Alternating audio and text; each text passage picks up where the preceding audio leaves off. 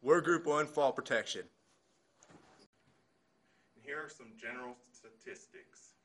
Lack of proper fall protection in construction remain OSHA's most frequently cited violation between October 1st, 2013 to September 30th, 2014.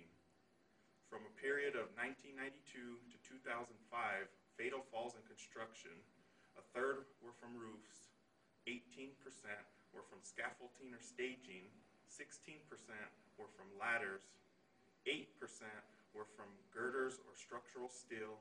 The rest of the 25% were falls through existing floor openings, from non-moving vehicles, or from aerial lifts. More iron workers are killed from fatal falls than workers in any other construction occupation. To try and keep fatal falls from happening, employers are required to 1. Provide fall protection, 2. Ensure proper scaffolding construction, 3. Ensure safe ladder use and conditions, 4. Conduct work site maintenance, and 5. Provide training. Guardrails are one of the forms of fall protection on the job site. They are a more practical application when you have many workers working in one location, so not everybody is required to be tied off with a safety harness or anything. So if you have more than, say, like 3 or 4 workers on one floor, it'd be practical to put up a guardrail system on that entire floor instead of requiring the workers to work out of a harness.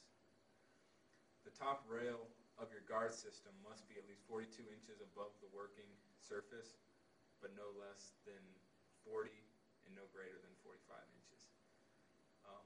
Mid-rails, meshes, and screens are required if there is not a wall or parapet wall at least 21 inches above the working surface. Guardrails must be able to withstand at least 200 pounds of force that is applied within the top 2 inches of the rail to keep, if someone were to fall up against it, it wouldn't come uprooted and they'd go falling down. That's it. One of the ways to stop a fall is a fall arrest system, which is the harness you'll see later on in the video. They are required to have a maximum fall arrest force of 1,800 pounds. Any more causes injuries. There's a maximum deceleration distance of 3.5 feet, so that if it's a 6-foot fall, they can stop in time. The major downside is that it has to have separate tie-off points for each person, and it limits mobility. And each of the harnesses has to be able to hold 5,000 pounds just in case extra weight is added, and the worker has to be retrieved almost immediately after falling if in a fall arrest system to avoid permanent injury. This here is your standard safety harness. Put it on for you. Okay, wrapped around the shoulders. Portions come around the legs. I think I have it on wrong. Redo. This here is your standard safety harness. Hold up to 5,000 pounds. That's while falling. Get this on. Comes over the shoulders, this part out front.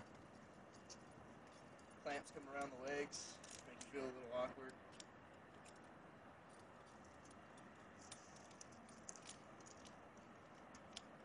With a clamp in the back, and these connect to these. The first one you got is your standard lanyard, which you actually hook to the back, and you're able to hook it to anything to protect you from falling. And then you have your retractable lanyard, which actually will retract if you're walking slowly, but if you're actually able to fall, it'll actually lock up and it'll keep you from falling. And you got 3 more different types. This attachment here is your I-beam clamp. It's adjustable to fit all different size I-beams, but it clamps right to the bottom. You tighten it up, and you hook your lanyard right here. These two are both different kinds of strut clamps. This one here has a nut on it where you tighten it up into the actual strut, and you're not allowed to slide back and forth. This one here you put in 1/2 at a time, but it allows you to slide along the unistrut as you walk back and forth. This last one here allows you to attach to any sort of round edges, pipes and stuff, by just sending it through, and it'll tighten up.